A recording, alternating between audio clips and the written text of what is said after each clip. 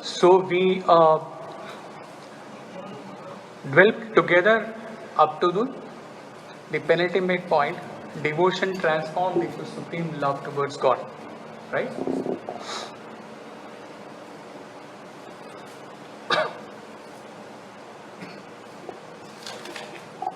So hitherto, in the initial stages, Swami was outside us in physical form or in the Garbhagraha or in the photographs. Then we discovered him as love within our heart. And then now we are going to see how without our deliberation, all deliberations are gone at this stage, from here onwards up to the ultimate goal. So we're going to see how this love is going to expand. Swami sings, my life is expansion, expansion is my love. How it happens within us, we are going to see.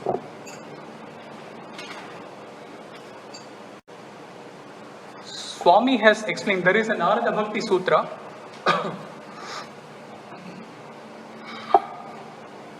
Whenever we talk of Narada Bhakti Sutra, this is the sutra which my brother Dr. Tiwari often quotes. Sa tu asmin parama prema rupa. What is this parama prema rupa? As explained by Swami in one of the discourses, this is also covered in the blog post. Swami, these are all Swami's words. The Lord is love. His form is love. All beings are love. Love saves and serves. Through love alone can good arise. And Swami explains this love with the example of the skin, outer layer of the fruit skin, and the seed and the sweet juice. Swami says, in nutshell, he takes the skin and says, to experience the fruit, we have first to remove the skin. The skin, Swami says, is our ego, the I feeling, the excluding, the limiting, individualizing principle. And then he goes on to seed. Seed, he explains, as selfishness, the mind feeling, the possessive, the greedy, desireful principle. The first ever ego to arise in us is our separating ourselves from God, and what we have been dealt very often in the blog post as avidya. From the avidya comes the next, the seed part which Swami is talking about, the mind. The mind principle comes from avidya, from the individual ego. First of all, we identify ourselves as I, me, the individual, separate from God. And from there, when we have identified ourselves as I, from there, mind comes. And then Swami says, if you take out the skin, if you take out the seed, what remains is the sweet juice. This sweet juice, Swami says, as the rasa or the love supreme. And he ends this quote with the line, the only condition is have the skin and the seed been removed. This is 81 Christmas discourse.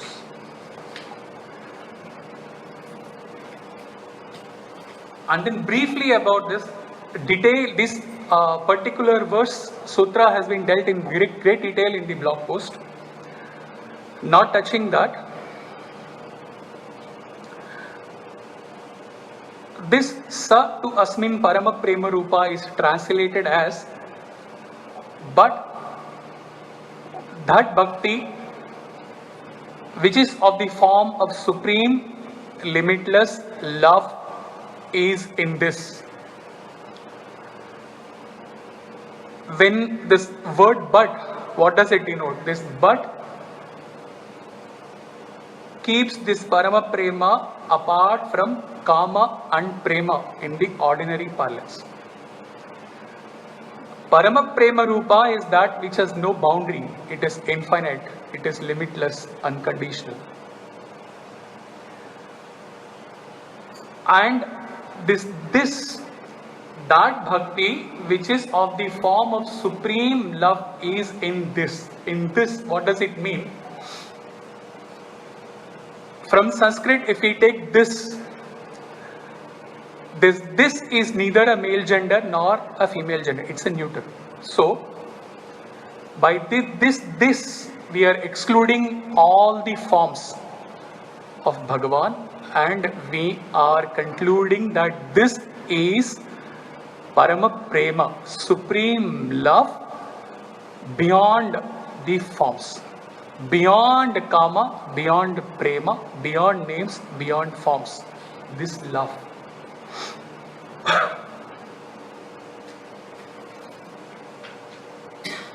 Next. Then is this verse which says,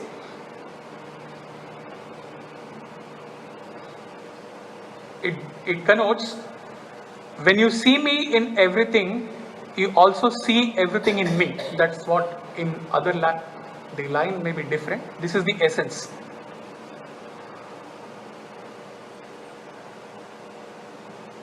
What does this translate to? Note this carefully. In as much as you have to accept that the presence is in all things, His presence or the God's presence is there in all things,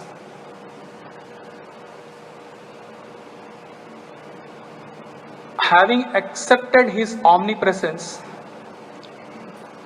loving such a thing is loving the entire creation at the same time.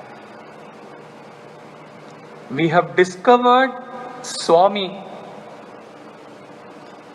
after years and years of tapasya in this path of love.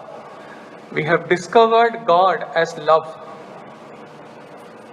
within our heart, and having discovered that, when we say the Lord is everywhere, the Lord is in all things, chara, achara, living, non-living. So accepting that the God is in everything naturally takes us to the level, to the state of loving everyone, loving everything that has understood, and we have started also experiencing in bits this omnipresence of God.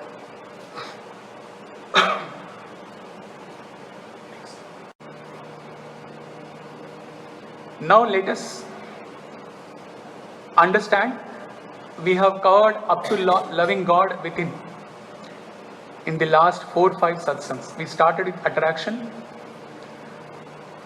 and came up to devotion, transformed to supreme love towards God. So in the first 4 stages, it's about loving God outside us. And then last satsang, we dealt about with Meera's example, with that student, and God's Swami's example about that song, and Radha and the Rasa Leela. We understood the second stage, loving God within as the devotion transformed into supreme love. Now let us see how this flowed is understood as loving God outside, loving God within, and loving all. Not necessarily in all cases, but in most cases,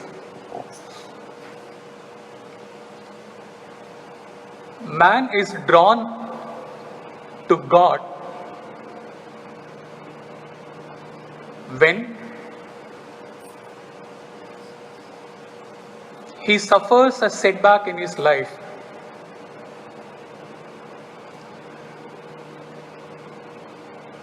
and comes to experience that all the relationships which he has been nurturing all these years, life's experience, this is not in all cases but most cases, unless and until we get that hit, we don't really turn towards God except for the 1 hour satsang or the 5 minutes prayers in the morning. But when we really experiences teach us in most cases that whomsoever we consider to be friends, to be our near and dear, a stage comes in our life when we feel some vacuum about the whole relationship, about the whole creation, about the whole world. We find something missing in our life internally. In most cases, it is that time that this serious turn towards God happens. And then we start with the ritual worship, and then we progress to Sankirtan, we Namavali, etc., etc.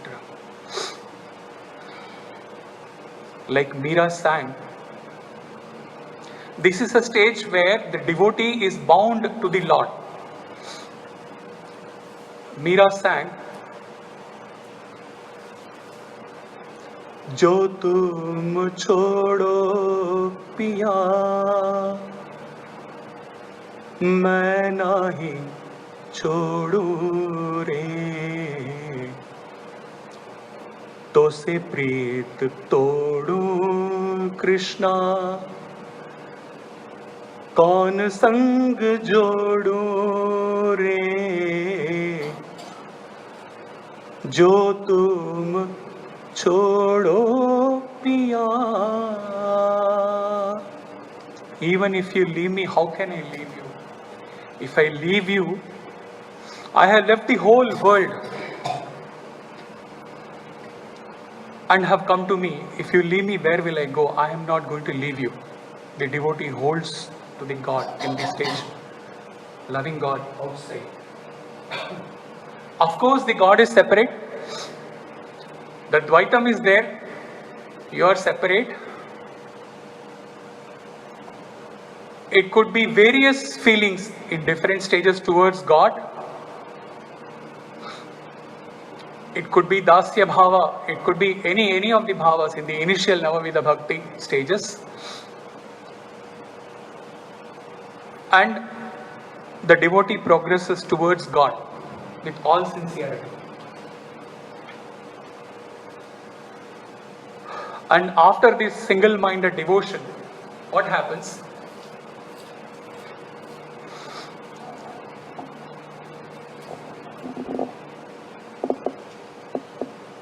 Here he would like to recall, we may sound digressing, but then we will understand how this is directly aligning to whatever is going to be taught. The second stage, loving God within ourselves. Back in 1990s, we all made a trip to Mussoorie near Dehradun, and the entire staff of that company played a treasure hunt game. The treasure was a tennis ball, small ball to be found. And up down the hills, the entire team was getting busy. It ran here and there. We wasted a lot of time and we would get a clue, go to the second clue, go to the third clue, then clueless, then running back and forth. At last, when one of the staff members found that treasure was the tennis ball, which the facilitator or the leader of that game, he had kept inside his cap. And we were running around all through the hills. What does it translate to when it comes to loving God within ourselves, finding God, discovering God as love within ourselves?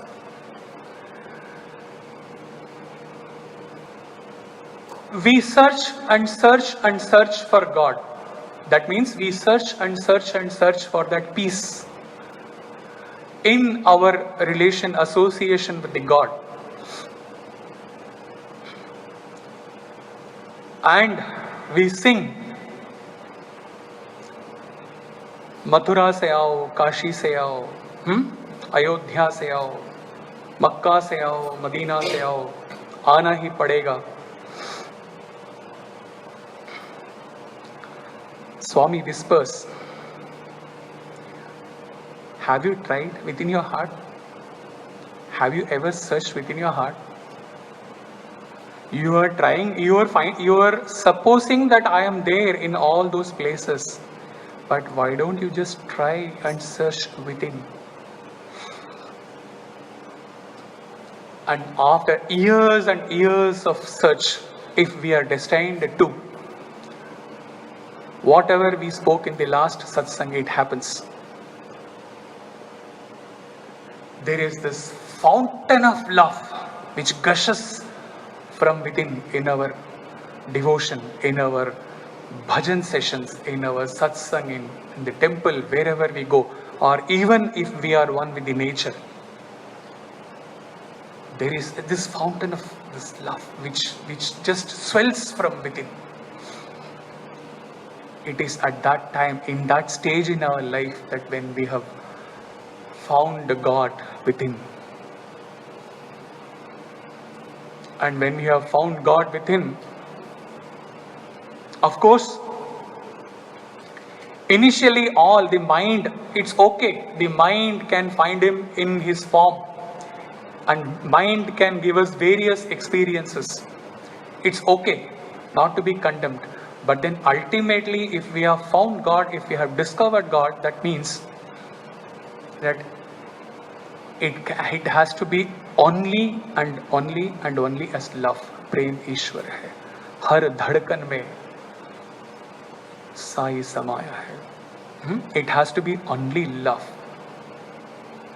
So we loved God outside us, and then we discovered He graced us. In every stage in devotion, 90% effort can be from our side. The last 10% has to be His grace. Just believe this, 101%, not 99%. And He is there. His mission is only to bestow that grace upon us. He is waiting for us to take those 90% efforts. He is ever there to shower the grace. And without His grace, nothing happens in the spiritual path. That in every stage, that one step of coming handless hand, holding our hand and taking us to the next stage, it has to be Swami's grace. And there is no doubt, if we are missing that grace, Swami has not to be blamed. There is something lacking in us. We have to improve our sadhana. We have to intensify our sadhana. And there, like it was quoted in one of the satsangs, then he waited for the Pundalika. He waits patiently. Sometimes for several years in life or several births, we run away from Him, move away, and we are lost into this world. Swami never leaves us. Swami just waits. And when the opportune time comes, when we have taken the efforts, He is there to hold our hands. That's why we pray, मुझे शक्ति दो मेरे साई शिवा, मुझे भक्ति दो मेरे Sai Shiva. He is there to shower that grace.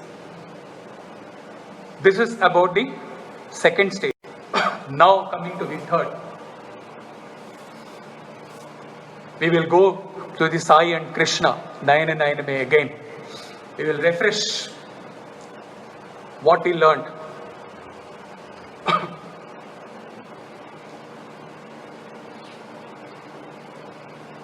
After excluding all the worldly objects, or to put it in the other way, after all our vision, that means our perception of the worldly objects have merged in the Krishna, in the Sai, we brought that Sai parallel to us.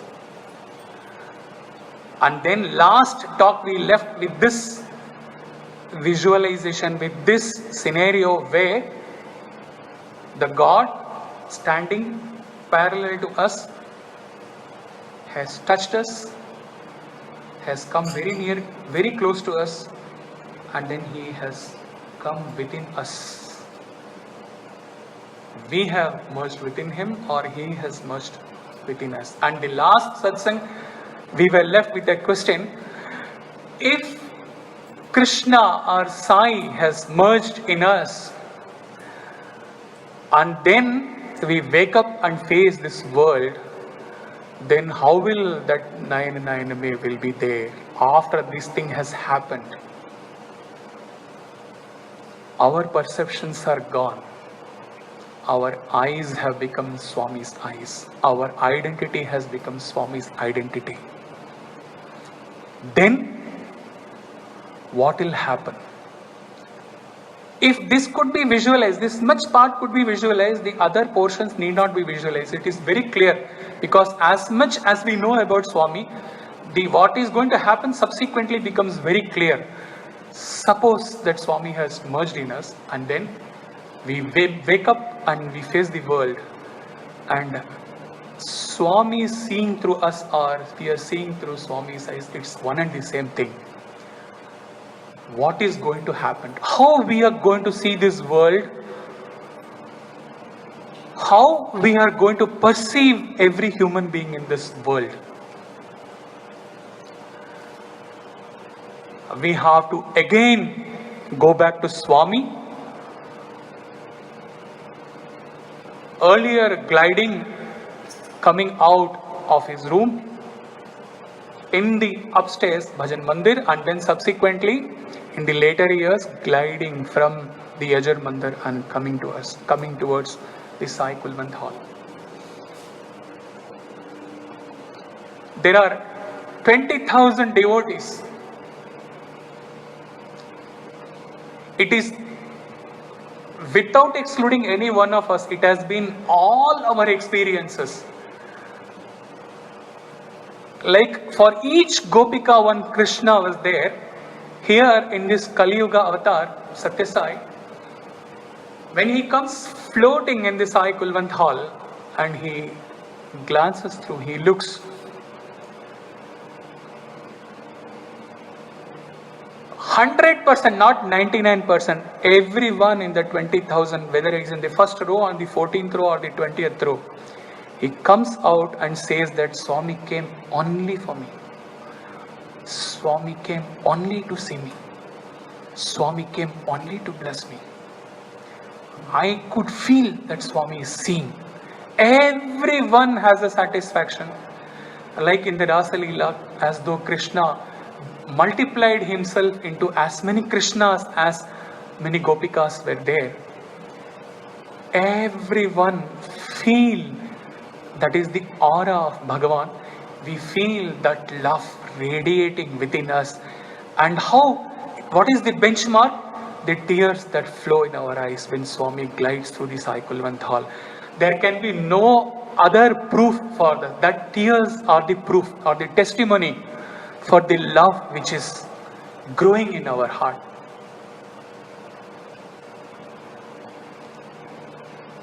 Exactly that is what is going to happen in the Nayana Nayaname when Swami has merged within us, and when we are going to see this world, exactly same thing is going to happen.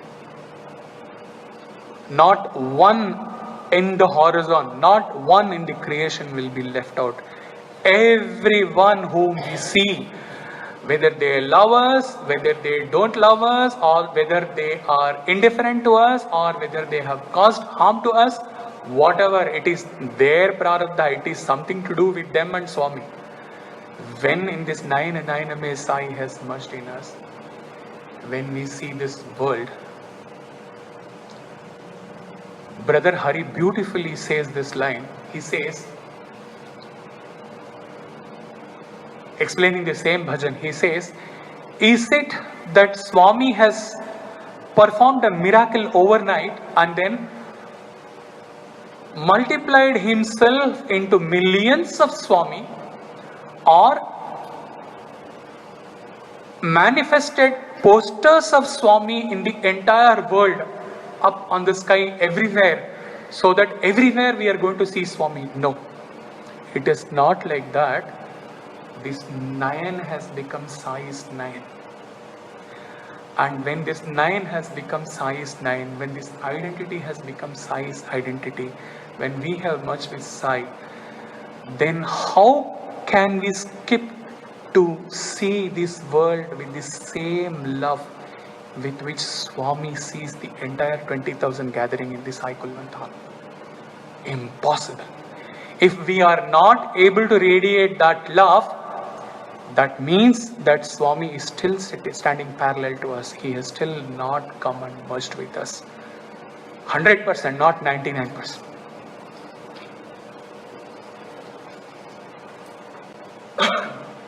There is this line, beautiful line given by Swami Krishnananda. He says, since the fountainhead of the divine love is filled inside, and one has thus reached the source through the journey within, one emerges back into the wide open world, and the love all happens spontaneously without even a thought of loving all.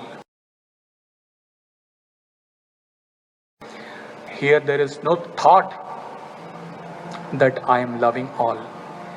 It is spontaneous. Does Swami think that here is a person committed a sin last week and coming and white, he is sitting here praying to me, I should ignore him? Does he think like that? Does the sun stop illumining a part of the world, and is it partial to the rest of the world? Is the moon partial to one section of the world to shower its breeze and blocks the other? It is impossible. Swami's nature is love. Swami's nature is love, and he says, you are also the same love.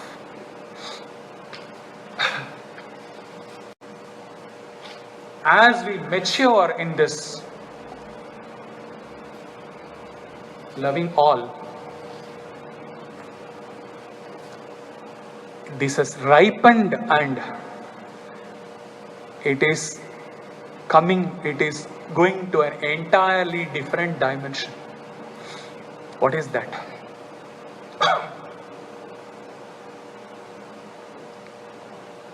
There is a verse in the Viveka Chudamani. This is in the context of the Guru Shishya, the Guru gracing the disciple, but we will see how this is aligned to the most ripened stage in this loving all. After that, it is almost the borderline of the Atmanivedanam, surrender, self-surrender or Samadhi. What is that? Next and the final dimension in this state.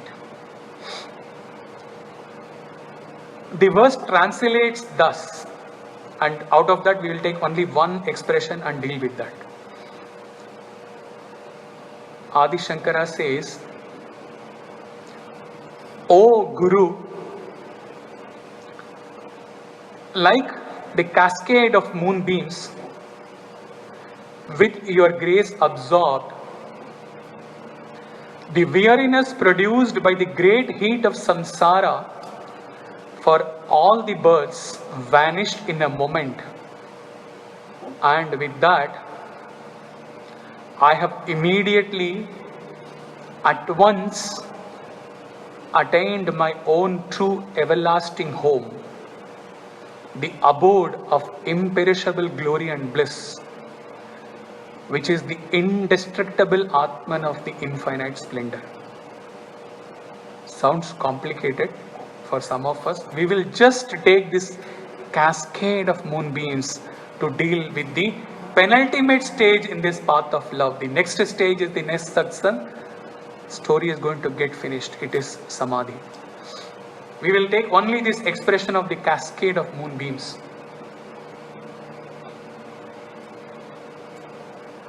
For all those who have not read the earlier blog posts, exactly this happened in August 2010 to this soul.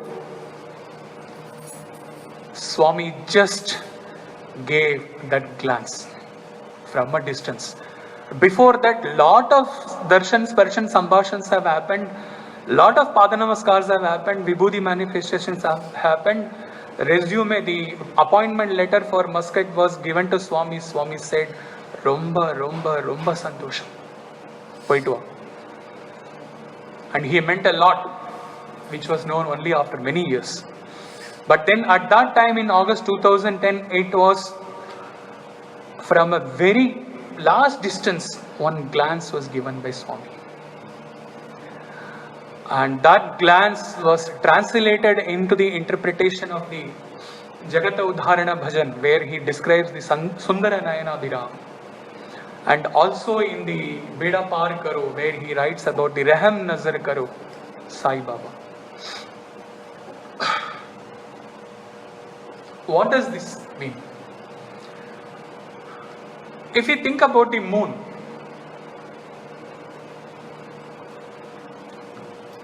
the cool breeze of the moon does not go and hug and touch everyone to give its breeze. It doesn't touch anyone. It doesn't leave anyone. The breeze is just there. And we, all human beings, we enjoy, we just take that breeze of the moon ourselves, and we enjoy that cool breeze in the twilight.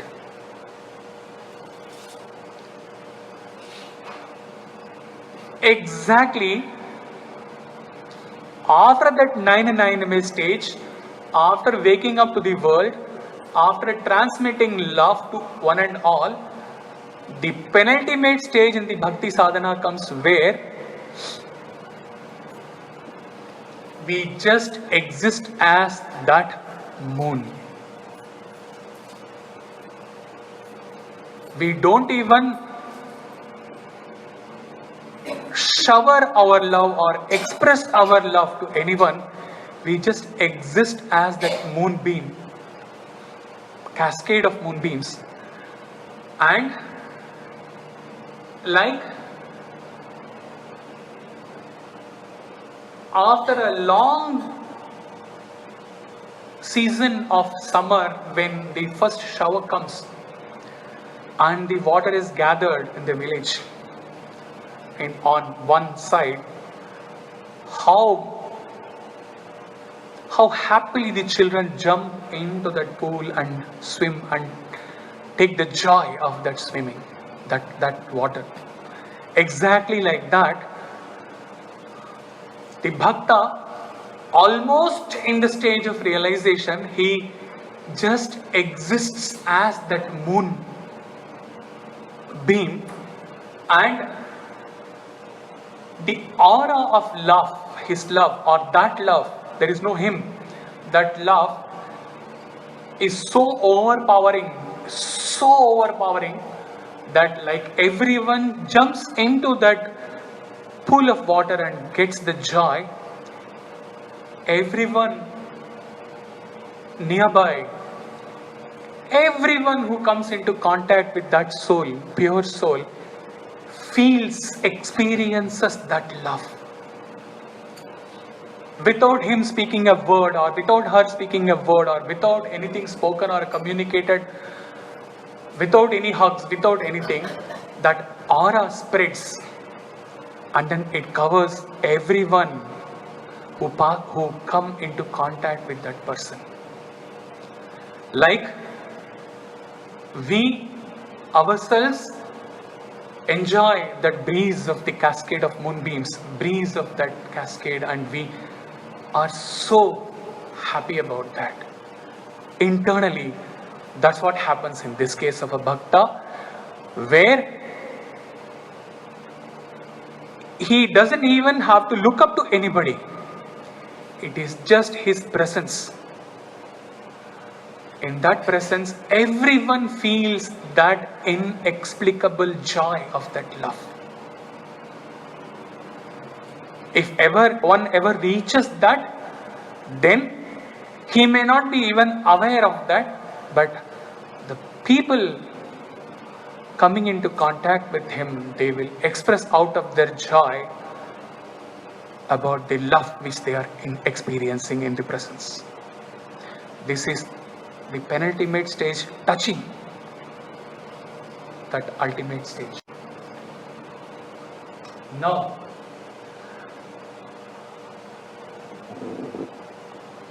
after this love all, when we have to speak few lines about serve all, to be very honest with you all, up to the single pointed devotion, up to the discovering that love within, he could find umpteen number of students' experiences, devotees' number. There was no dearth. He had to in fact pick and choose the most suitable for the satsang. But when it came to expansion of love, transcending the form, in the Narada Bhakti Sutra, this means no form, no name, nothing. Beyond that, he could not find any suitable in-depth experience. There might be, but there was nothing found in the net. So he had to take recourse to the Lord, to Swami only, to speak a few words about this Sarval, how it happens after this cascade of moonbeam thing has happened, how this Sarval happens. 2 minutes clipping of Swami.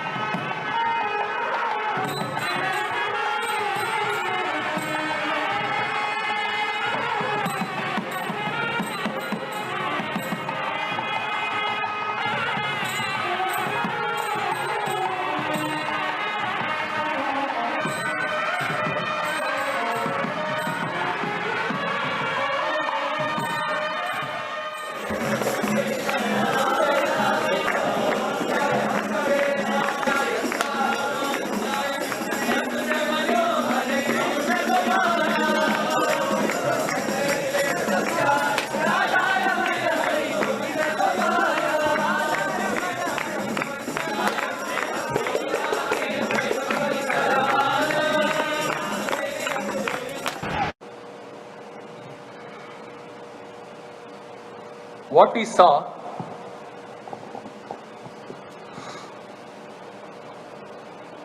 if we observe some 5 times, 10 times we play and then we align into the whole satsang sharing,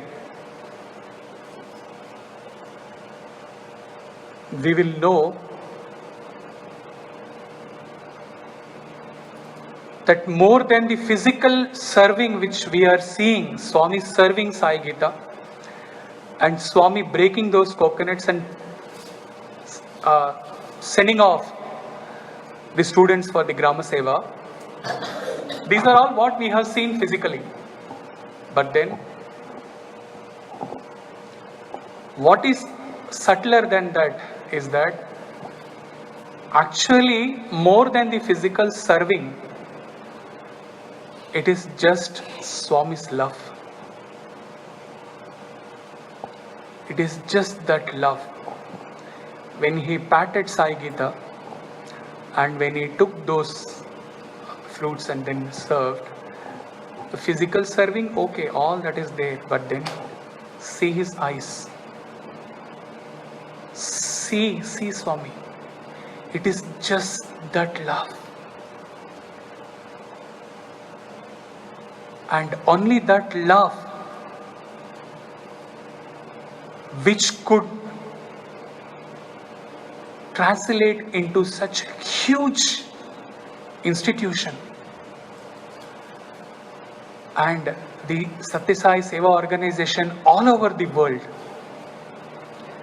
and an unbelievable university, unbelievable super specialty hospitals.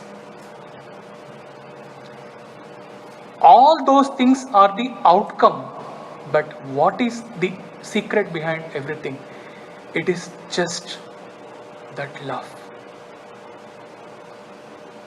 So, when we are talking about serving all, in the beginning, when we enter Sai organization,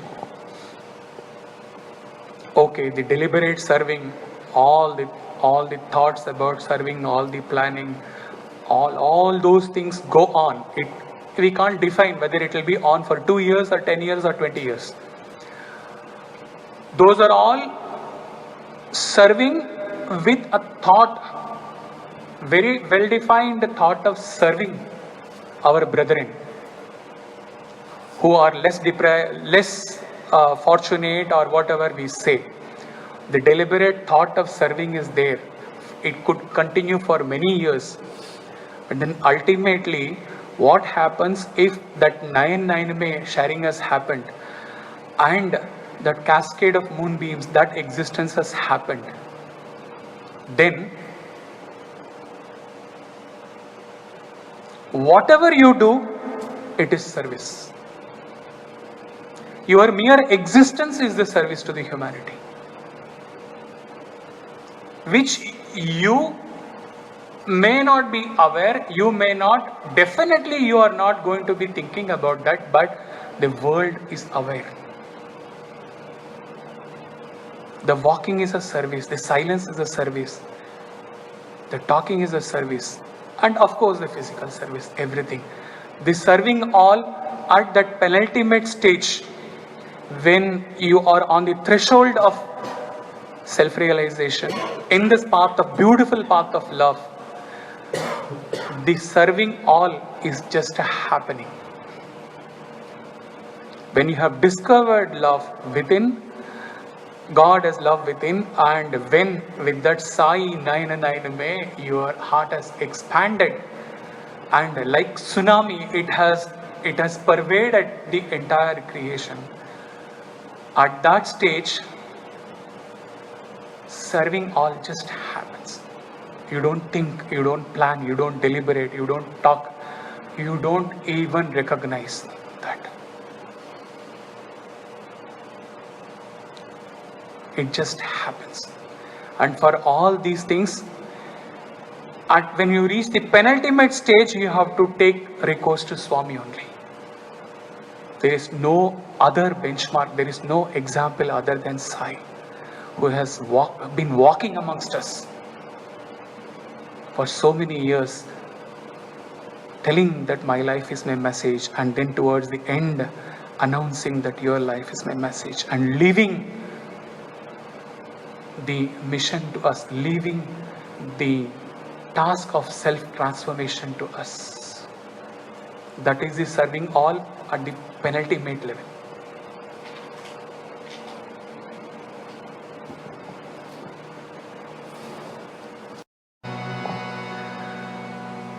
जग में सर्वं विष्णुमयम्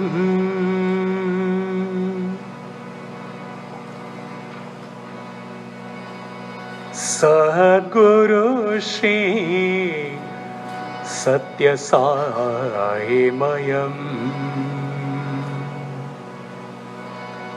सद्गुरु श्री सत्यसाईमयम्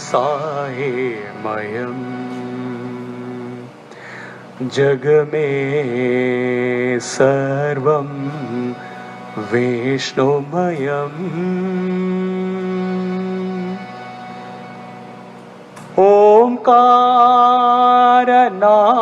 ओंकारनादमयम्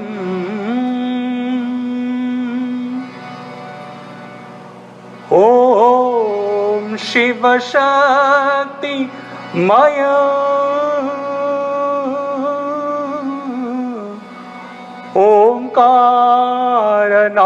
ओंकारनादमयम् ओम शिव शक्ति मयम् प्रेममयम् साई नाममयम् प्रेममयम् साई नाममयम् प्रणवाकारा ब्रह्ममयम् प्रणवाकारा ब्रह्ममयम् जग में सर्वं विष्णुमयम्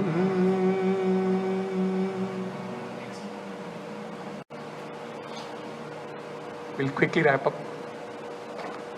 Omkaranadamayam. We are leaving few lines and then focusing on 2-3 lines. Omkaranadamayam. Last satsang also we discussed about it. You can quickly read it through. This was the translation of the Jagame Sarvam Vishnumayam Samarpan Bhajan. Do you know that Omkara is the primal sound? We have talked about it in the last satsang. First came this Om, cosmic vibration, and then next the Purusha or Brahman projected himself or itself as Prakriti, what we call as Shiva Shakti, Purusha and Prakriti. With that, further evolution took place and the macrocosm and then the microcosm, the world came. And then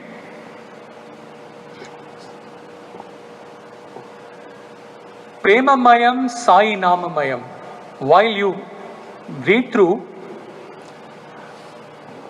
quickly, after going through the entire satsang up to the Sarval, if he could meet the composer of this bhajan, he would plead him to change the sequence and write it as Sai Mayam Sarvam Premamayam, because we started with Sai. Sai Mayam outside, Sai Mayam inside, and then expanding as Premamayam.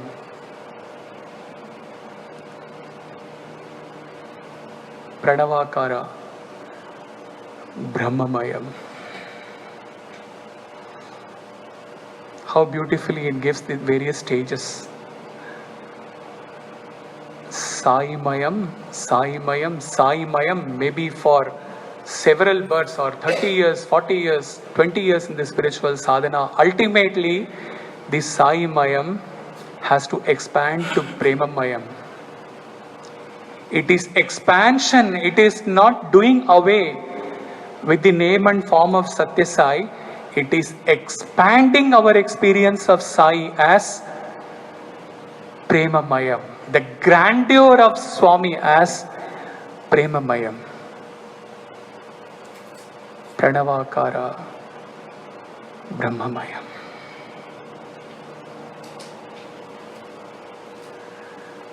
In the next and the final satsang,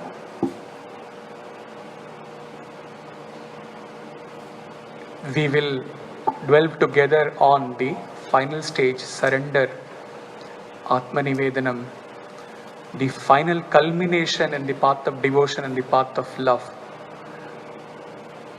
How it is experienced and what is the stage beyond which nothing is left out.